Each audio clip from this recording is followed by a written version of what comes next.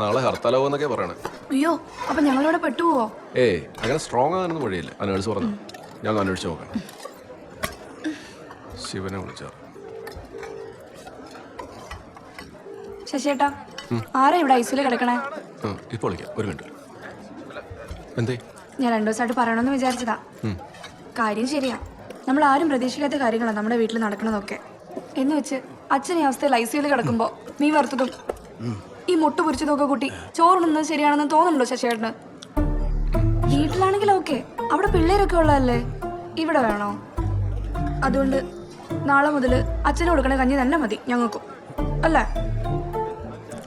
അങ്ങനെയൊക്കെ ഉണ്ടോ? അങ്ങനെയൊക്കെ ഉണ്ട്. അല്ലെങ്കിൽ തന്നെ അവരൊക്കെ കണ്ട എന്താ വിചാരിക്കുക?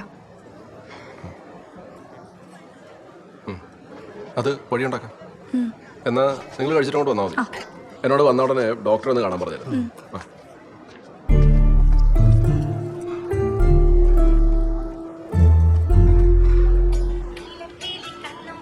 ആ മധുട്ടാ, ആ കിടപ്പ് അങ്ങനെ തന്നെ. ഞാൻ ദേ ഭക്ഷണമായിട്ട് ഇങ്ങോട്ട് വന്നാ. അപ്പോ ആശുപത്രിയിലായിരുന്നു നിൽക്കണേ. ഇത്തിരി വെള്ളം കരുതേ. അല്ലേ, ഞാൻ പിന്നെ ഇടയ്ക്കിടയ്ക്ക് വന്നും പോയിരിപ്പുണ്ട്. ഞാൻ കുളിച്ചതേ അവിടെ പൂജയുടെ കാര്യത്തിന് എന്ത് ചെയ്യണമെന്ന് ചോദിക്കാനാ. നമ്മുടെ തീരുമാനം അനുസരിച്ചിട്ടേ അടുത്ത് നിന്റെ വീട്ടിലാണല്ലോ. ഓ അങ്ങനെ ഒന്നുണ്ടല്ലേ? ആ, 1-2 അടുത്തൊക്കെ നടന്നു. തൽക്കാലം എൻ്റെ വീട്ടിൽ ഇപ്പം നടത്തണ്ട.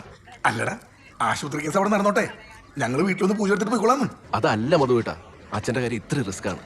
ഇന്നോ നാളെ എന്നുള്ള രീതിയിലാണ് കാര്യങ്ങൾ പോകുന്നത്. ഇപ്പം എൻ്റെ വീട്ടിൽ പൂജ നടത്തിയാലേ നാളെ മറ്റന്നാൾ അച്ഛൻ എന്തെങ്കിലും സംഭവിച്ചാലും പണിയാവും. ആൾക്കാർ പിന്നെ ഈ പരിപാടി തിരിഞ്ഞു നോക്കില്ല. ഓ, അങ്ങനൊരു അവസ്ഥ ഉണ്ടല്ലേ. അതാണ്. അപ്പം നിങ്ങളൊരു കാര്യം ചെയ്യും, നമ്മുടെ ബാക്കിയുള്ള മെമ്പർമാരുടെ വീട്ടിലൊക്കെ പൂജ നടത്ത്. എന്നിട്ട് പിന്നെ എൻ്റെ വീട്ടിലെ കാര്യം നോക്കാം. അതല്ലേ? ആ, എന്നാ പിന്നെ അങ്ങനെ നോക്കാം. ശരി. എന്തെങ്കിലും ആശുപത്രി വിളിക്കണോട്ടാ. ആ